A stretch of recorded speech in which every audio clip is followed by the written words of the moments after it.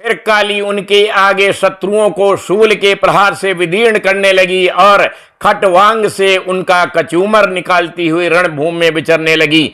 ब्रह्माणी भी जिस जिस ओर दौड़ती उसी उसी ओर अपने कमंडल का जल छिड़क कर शत्रुओं के ओज और पराक्रम को नष्ट कर देती थी। माहेश्वरी ने त्रिशूल से तथा वैष्णवी ने चक्र से और अत्यंत क्रोध में भरी हुई कुमार कार्तिकेय की शक्ति से दैत्यों का संहार आरंभ किया। इंद्र शक्ति के वज्र प्रहार से विदीर्ण हो सैकड़ों दैत्य दानव रक्त की धारा बहाते हुए पृथ्वी पर सो गए। वाराही शक्ति ने कितनों को अपनी थूथुन की मार से नष्ट किया।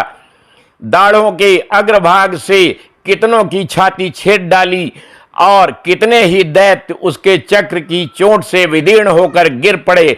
नारसिंही भी दूसरे महादैत्यों को अपने नखों से विदीर्ण करके खाती और सिंहनाद से दिशाओं एवं आकाश को गुंजाती हुई युद्ध क्षेत्र में विचरने लगी।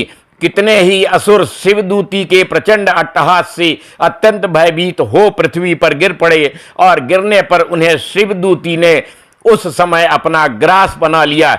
इस प्रकार क्रोध में भरे हुए मातृगणों को नाना प्रकार के उपायों से बड़े बड़े असुरों का मर्दन करते देख दैत्य सैनिक भाग खड़े हुए। मातृगणों से पीड़ित दैत्यों को युद्ध से भागते देख रक्त बीज नामक महादैत्य क्रोध में भरकर युद्ध करने के लिए आया।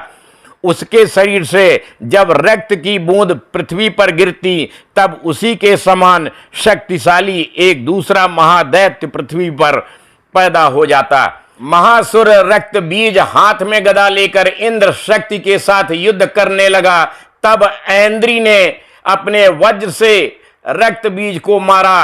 वज्र से घायल होने पर उसके शरीर से बहुत सा रक्त चूने लगा और उससे उसी के समान रूप तथा पराक्रम वाले योद्धा उत्पन्न होने लगे। उसके शरीर से रक्त की जितनी बूंदें गिरी उतने ही पुरुष उत्पन्न हो गए। वे सब रक्त बीज के समान ही वीरवान, बलवान तथा पराक्रमी थे। वे रक्त से उत्पन्न होने वाले पुरुष भी अत्यंत भयंकर अस्त्र शस्त्रों का प्रहार करते हुए वहां मातृगणों के साथ घोर युद्ध करने लगे। पुनः वज्र के प्रहार से जब उसका मस्तक घायल हुआ तब रक्त बहने लगा और उससे हजारों पुरुष उत्पन्न हो गए। वैष्णवी ने युद्ध में रक्त बीज पर चक्र का प्रहार किया तथा ऐन्द्री ने उस दैत्य सेनापति को गदा से चोट पहुंचाई। वैष्णवी के चक्र से घायल होने पर उसके शरीर से जो रक्त बहा और उससे जो उसी के बराबर आकार वाले सहस्त्रों महादैत्य प्रकट हुए उनके द्वारा संपूर्ण जगत व्याप्त हो गया। कौमारी ने शक्ति से, वाराही ने खड्ग से और माहेश्वरी ने त्रिशूल से महादैत्य रक्त बीज को घायल किया। क्रोध में भरे हुए उस महादैत्य रक्त बीज ने भी गदा से सभी मातृशक्तियों पर पृथक पृथक प्रहार किया। शक्ति और शूल आदि से अनेक बार घायल होने पर जो उसके शरीर से रक्त की धारा पृथ्वी पर गिरी उससे भी निश्चय ही सैकड़ों असुर उत्पन्न हुए। इस प्रकार उस महादैत्य के रक्त से प्रकट हुए असुरों द्वारा संपूर्ण जगत व्याप्त हो गया। इससे उन देवताओं को बड़ा भय हुआ। देवताओं को उदास देख चंडिका ने काली से शीघ्रता पूर्वक कहा, चामुंडे तुम अपना मुख और भी फैलाओ तथा मेरे शस्त्रपात से गिरने वाले रक्त बिंदुओं और उनसे उत्पन्न होने वाले महादैत्यों को तुम अपने इस उतावले मुख से खा जाओ।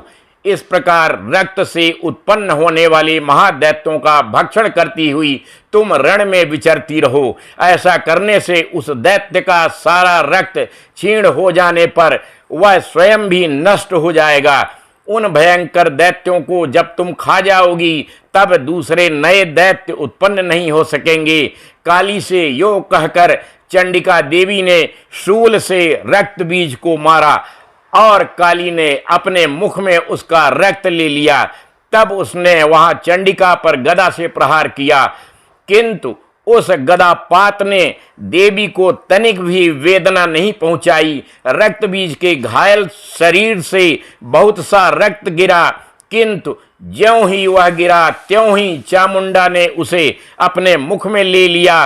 रक्त गिरने से काली के मुख में जो महादैत्य उत्पन्न हुए उन्हें भी वह चट कर गई और उसने रक्त बीज का रक्त भी पी लिया।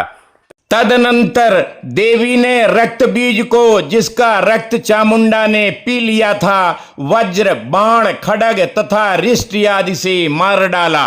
राजन, इस प्रकार शत्रुओं के समुदाय से आहत एवं रक्तहीन हुआ महादैत्य रक्त बीज पृथ्वी पर गिर पड़ा।